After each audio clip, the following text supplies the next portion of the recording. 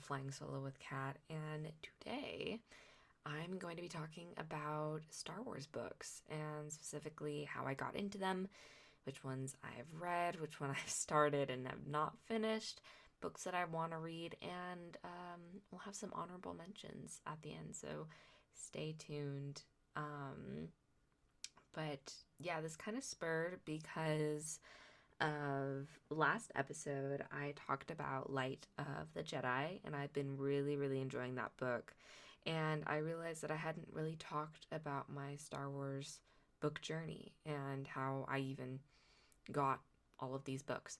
So sit back, relax, and enjoy. So, fun little fact about me. I hate reading. I hate books. I've never really enjoyed reading. It's always kind of been a chore for me. And then fan fiction happened, and me writing happened. And the only way that you can become a better writer and even a better reader is by reading a lot more. So for me, I decided that with fan fiction, that can only get you so far. And of course, it's not canon. And I wanted something that connected with canon and, just something that I could enjoy and then feel like I didn't kind of.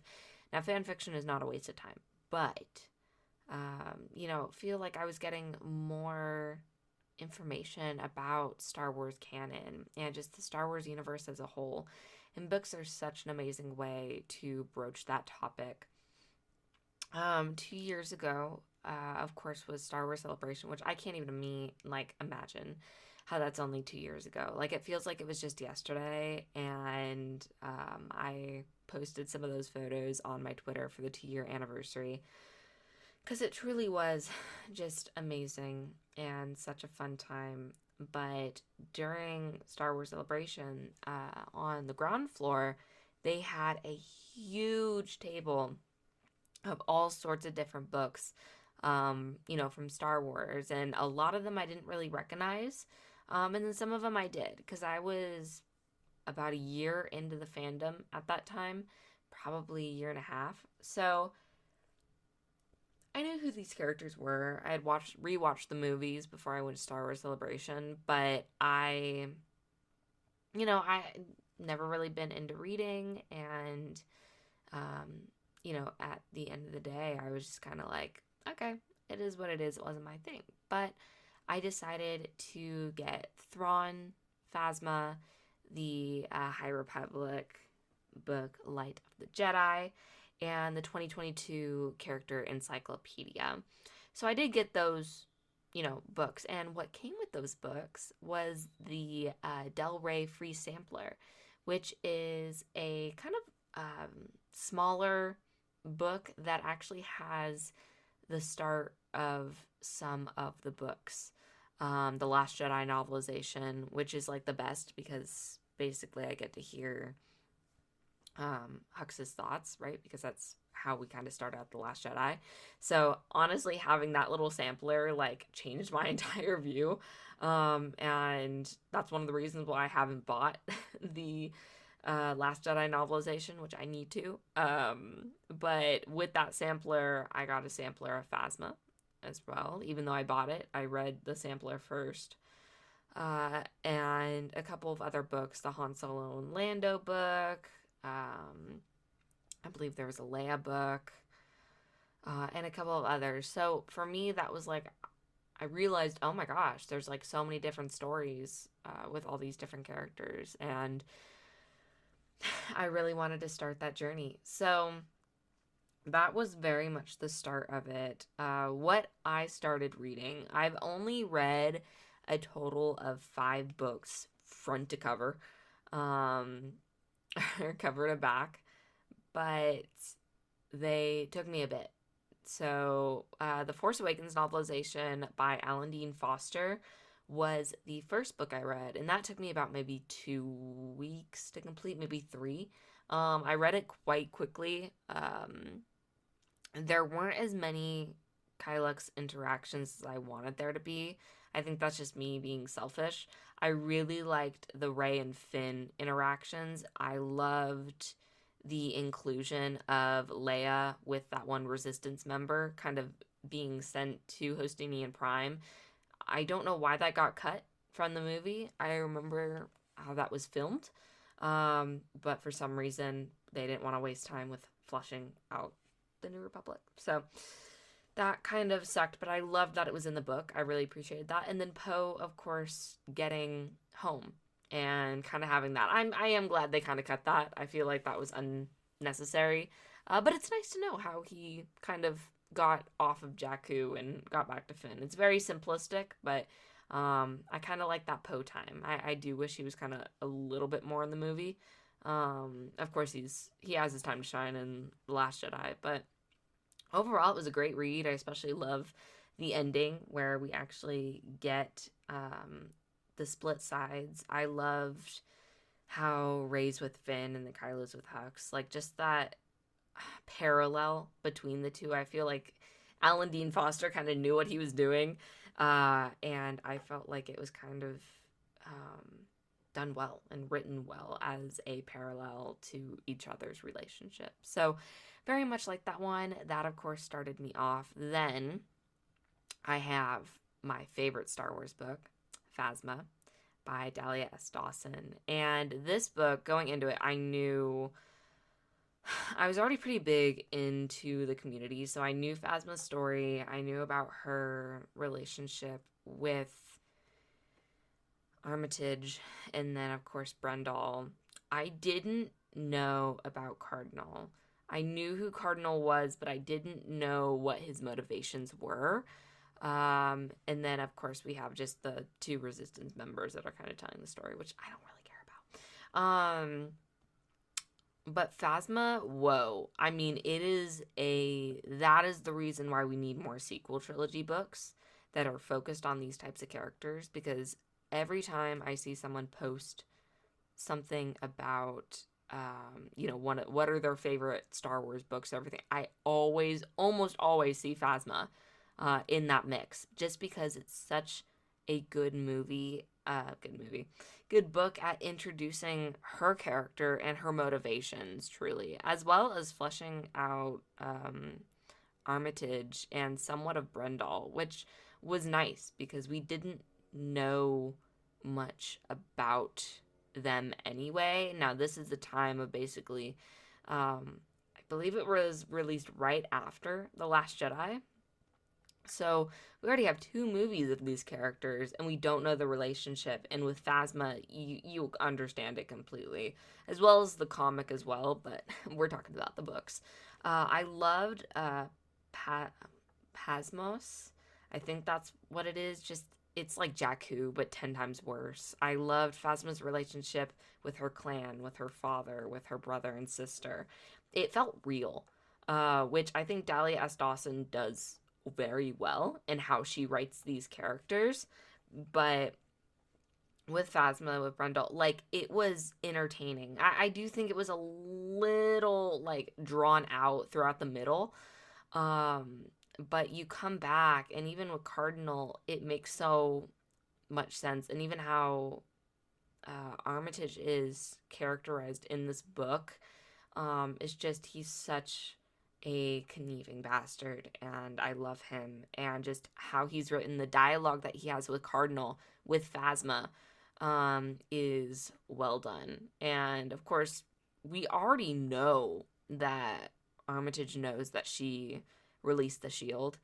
He knows that she's only loyal to herself, but also to him, because they have that pact, because they both killed Brendol, as well as basically Phasma killed him, right? And I think the setup to the beetle as well was done well. And also her armor being made from the Emperor's convoy, his ship as well. I think that was a really cool touch.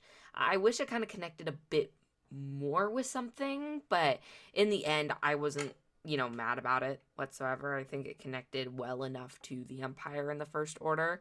And yeah, it was great. It also gave us the blue couch, which, if you guys don't know, that's the blue couch was canonized in Phasma, which Armitage has in his office. And it's just such a guilty pleasure that he has that just Dahlia didn't really need to go that far with these characters, but she makes it real. And that's why I like this book is she makes them real and she doesn't just see them as, oh, well, they're just stupid first order cronies, which is kind of how they're treated in The Last Jedi. But she actually understands, okay, these are people, these are characters, these, they're living on a ship in this fascist society. What do they believe, though? Are they truly loyal to the First Order? Are they truly loyal to themselves? And as we see, they're loyal to themselves and they're selfish, and that's why they connect so well together. So, anyway, I love Phasma. I think it's such a good book. That is one of the books I suggest if you were starting to read Star Wars books.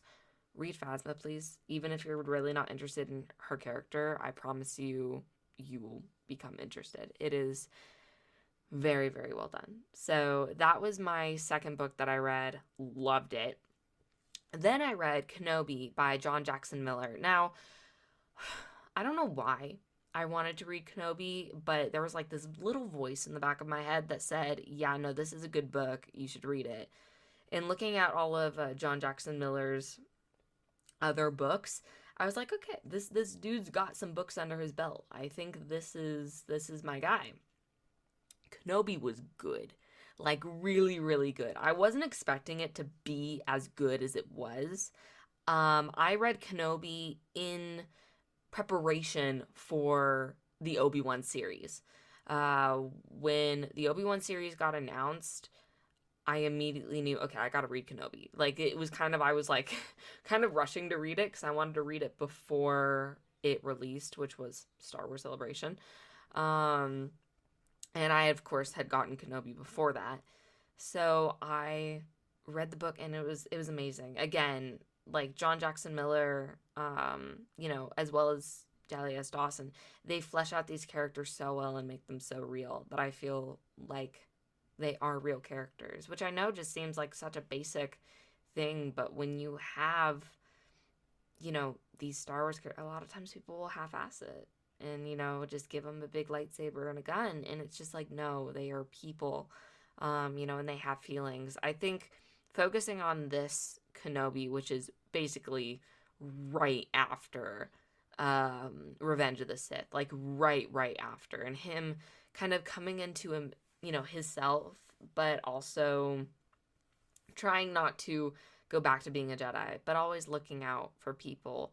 I don't exactly remember the people that he helped or the woman that he helped with her children, but it just like it was so real and done very well. I loved his connection with the Tuskens, how the Tuskens were actually humanized in Kenobi, which I wasn't expecting, especially when we had Book of Boba Fett, which did a good job at humanizing them as well, but it killed them off very quickly. With Kenobi, you actually kind of got to sit down and talk with them, and you got to hear the townspeople kind of talking bad about them, which was done well in Book of Boba Fett. And then you had Kenobi, who connected with it and explained that the person that he was helping was a mother, and the Tusken, I guess, was a mother as well. So they were able to connect that way. It felt real. Not to say Book of Boba Fett wasn't real. I love Book of Boba Fett, no hate, but I feel like Kenobi fleshed it out a bit more and made it more realistic in that sense. So I really appreciated that. Overall, great book. It is, I guess, considered Legends, which EU, Expanded Universe, basically means it's not canon. It does not affect any of the Obi-Wan show. The Obi-Wan show takes place like when Luke and Leia are like 5 or 6. Kenobi, the book, takes place like a year after Revenge of the Sith. So, because he still doesn't know that Anakin is alive, like, at all, which I think is good. Because then that doesn't affect anything in the Obi-Wan show. Especially him talking with Qui-Gon, and then Qui-Gon just, like, him writing to Qui-Gon, but Qui-Gon never, if I remember this correctly, watch me, I'm gonna say it wrong, but I don't believe that Qui-Gon ever visits him to at the end of the book. So reading this book and then watching the Obi-Wan series is so like the perfect ending. You have Kenobi who's doesn't want to be a Jedi but still wants to help people and is kind of hiding out on Tatooine, in his cave doing his own thing. And then, you have Kenobi, which he's hiding out in his cave doing his own thing and then wants to save Leia. Finds out that Anakin is alive and Darth Vader.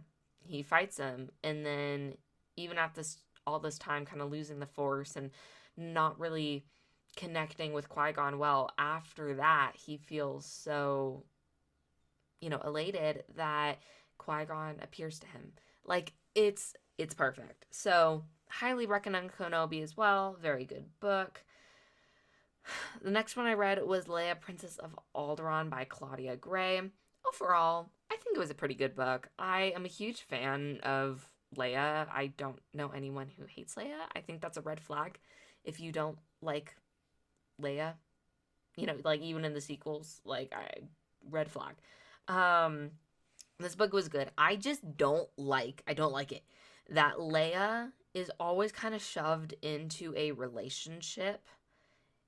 Like they had this like Han Solo, not really Han Solo type character. He was like a prince, but he was kind of like immature in a sense, and she liked him and everything. Now, okay, I guess Han had Quara, so I think Leia, Princess of Alderaan, like they were like, okay, well, let's just give Leia kind of like a love interest too, so it's kind of an even playing field. But it's just like it's odd. It's I don't like it.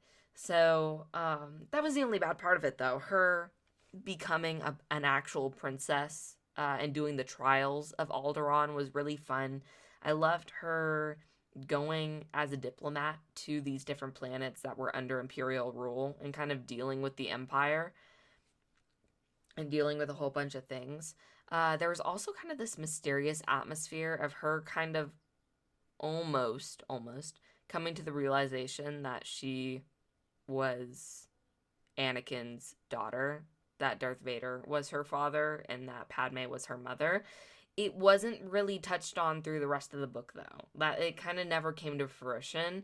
And Leia never really acted upon it. So that was kind of sad, but there's only so much you could do because, we all know the story. She only finds out about that, basically, in Return of the Jedi. So it made sense for her not to know, but it's like, why even bring that up? But I digress. It's a very good book. It's actually really cute. Yeah, so very good. Thrawn by Timothy Zahn, which was the last one that I have read, and I just finished it a couple months ago. It was good. Like, really, really, really good. I talked at length about Thrawn and did a book review, I believe, on this channel. So go check that out.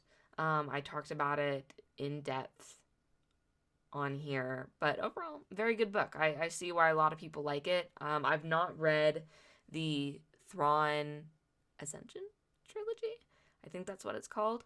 I've only read the Thrawn 2017, so I can't really base it off of any of the other Thrawn books, but I love it. Thrawn's a really cool dude. I pray that we get to see Elivanto maybe in the future, or just hear about him. I don't know why Star Wars seems to kind of like not want to bring him up. I feel like he's a very integral piece of Thrawn's story. And I'm hoping in Ahsoka season 2, when we see Thrawn, or the next time we see Thrawn, he either asks about Ellie or, he brings it up. Now I do wonder, some trauma, and I love the angst that if the the Shadow Council, yes, kind of contacts Thrawn and Pelion, and I wonder if Thrawn will have a moment of weakness asking, like, is Elivanto there? And then Pelion says, oh, well, he was killed in the Battle of Endor, or on the Death Star too, or whatever. Like, oh my gosh, the angst? Please, can I get it? That would actually be amazing. And then that furthers Thrawn's bloodlust for the New Republic and all of that. Like that would be an integral character motivation. So I hope they do that just because it would be really angsty, and I know Thrawn Twitter would just absolutely lose their minds. And I just feel like that would be a fun time for Twitter to burn down for a few days. That would be really fun. So I hope that's what happens. So what I started and have not finished, which is a couple.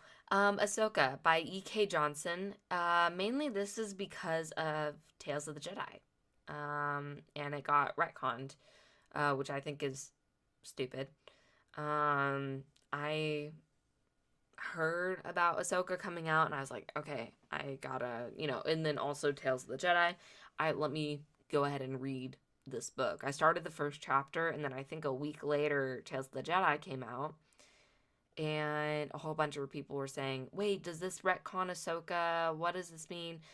And it did. It was confirmed that it got retconned, which is disappointing. I mean, it's like I can't even imagine as a writer to have your book decanonized, because that really doesn't make me want to read it. I love the art on the cover, but that's the only thing that's saving it for me.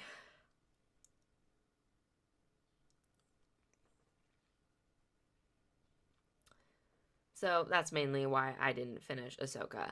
A New Dawn by John Jackson Miller, the man, the myth, the legend. I've not finished this one just because I haven't had time. I love Kanan and Hera. I think that they're super sweet. I'm a huge Rebels fan.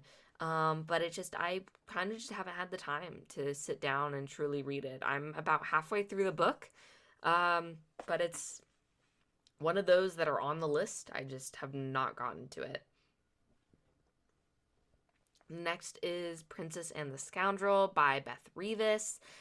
This one I got, oh my gosh, for Christmas, and I was really excited about it because it's a newer book, and I'm a huge fan of, Leia and Han. Oh my god, I love them so much. But I just haven't had time to read it and start it. I have read the first 2 chapters, but after that I haven't really read anything. So that one I think is going to be my next one that I want to read because it's just so much fun. Just those 2 characters are so good on screen and off screen. It's so good. So have that one to read. And then Light of the Jedi by Charles Soule, which hopefully you guys have responded on Twitter or in the comments that I will be able to do an audiobook for this channel with Light of the Jedi, and I'll be able to finish the book. So please, again, comment if, even if it's just a thumbs up on the video, let me know if you want it. Star Wars Battlefront 2 Inferno Squad, which I kind of started, but I, didn't really get into it. And that's by Christy Golden. I'm a huge Battlefront 2 player. If y'all do not know, I'm obsessed with that game. I've played the campaign about 3 different times, and I basically every day I kind of log on to it. I believe I have 900 hours on the game. I think so. 6 to 900 hours. Anyway, not that I'm bragging. But yeah, I definitely want to kind of finish up the Star Wars Battlefront 2 Inferno Squad book as well. Books I want to read, there's only really 2 that I want. I just recently got The Courtship of Princess Leia by Dave Wolverton, which is a Legends book, and it's an older book.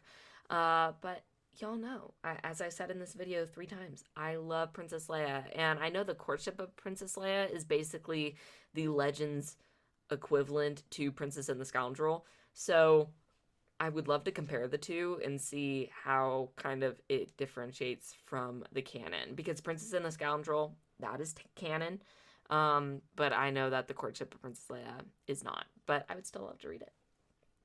The Star Wars Archives, I have They are big books. They are huge. But I have the one for the prequels and one for OT. Just kind of reading about the production of these movies. It honestly amazes me how they even got made.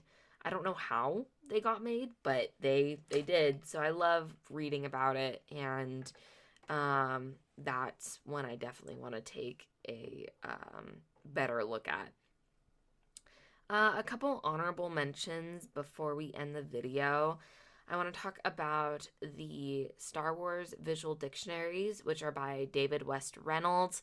I just recently, again, got the OT visual dictionary, which is from all three movies. And then I have the Attack of the Clones visual dictionary, which I love because Attack of the Clones has so many different characters and costume designs and character designs. And honestly, I love it, and I think that one's really fun. And I, of course, have the Force Awakens visual dictionary, which is a godsend when I'm trying to write fics, especially about that, around that timeline of Force Awakens. I mean, it's it's a godsend. So I love them. They're kind of a staple to the Star Wars fandom as a whole. Especially when you're a kid. Like, even before I was into Star Wars, I even remember kind of seeing the visual dictionaries. And they have an imprint on your memory because they're constructed in a way that is just so unique. That is very much the Star Wars visual dictionary. So I want to get the Last Jedi and the Rise of Skywalker one so bad. If they make them, God, I hope they make them. But they're amazing. Star Wars Every Day by Ashley Eckstein, which, of course, she is the voice of Ahsoka in the Clone Wars. But Star Wars Every Day, I got that book when I was on my trip to Florida, and I got that at Disney Springs. And I remember wanting the book for a good minute. I saw people talking about it. I was really interested in it. And to say that book kind of changed just my perspective on what you could do with Star Wars, and kind of having a positive outlook on Star Wars really, really helped. I mean, it has activities, it has meditation, it has fun things that you can do for the kids, which I quite honestly really appreciate because when I do have kids, I want to introduce them to this world of Star Wars and, be able to have fun with it, of course. So that book is just really special to me and very positive and uplifting and has really cute recipes and ideas, truly. So I love that book. Also, just Ashley Eckstein is an amazing human being, and I love her. And the book's amazing. So definitely check that out. The Star Wars Objects by Kristen Bever. Star Wars Objects by Kristen Bever, which she's amazing too. I actually got to see her at a panel. She was one of the judges for the cosplay competition. And Star Wars Objects is really freaking cool, and it takes objects from all over, all of the eras. So you get to see Empire, Rebels, New Republic, First Order. And it's from all of the eras. So really, really cool. And there's a little written thing on it, and I don't know. I love it. I think it's really cute. I've been looking at that book for a really, really long time, and I finally just hit send, and, I bought it, and I love it. I love it so much. And lastly, the Star Wars Character Encyclopedia by Simone Beercroft. And I love these. For me, it's a really, really quick kind of read about the character. Now, I love Wikipedia. We all love Wikipedia. But in the grand scheme of things, I don't want to have to go online for every damn character that I know are in the encyclopedia. And a lot of times it will help me relate to other characters, especially character designs as well. With Wikipedia, now I love it, don't get me wrong. Sometimes it's a little hard to find specific information and just like a really, really quick overview. Wikipedia is amazing for when you want the entire scope of that character, which can be really, really beneficial. But for something, like fan fiction, I need something quick and easy. So the encyclopedia is amazing. Now, they just did come with an updated one. So I had the 2022 version, so the Cassian Andor section is not updated. The Ahsoka section's not really updated, but that's the only problem with buying these character encyclopedias is that they kind of become not canon when something else releases and kind of updates them. But this one has stuff basically dating back to Mando season 2. I think that's kind of where it ends off. Um, which I don't mind. I don't mind at all. For me, a lot of these books are the character designs and just kind of understanding the characters' traits. So, overall, I love Star Wars books. They're the only books I will read. Funny enough, every time somebody asks me what my favorite books are, I always just say sci fi, but realistically, the only books I will read are Star Wars books just because they are done so well and expand the universe in a really eye opening way. So let me know what your favorite Star Wars book is in the comments. Let me know if you guys want me to do the audiobook. Please go vote on my Twitter or just give this video a thumbs up. I hope you all have an amazing week, and I will see you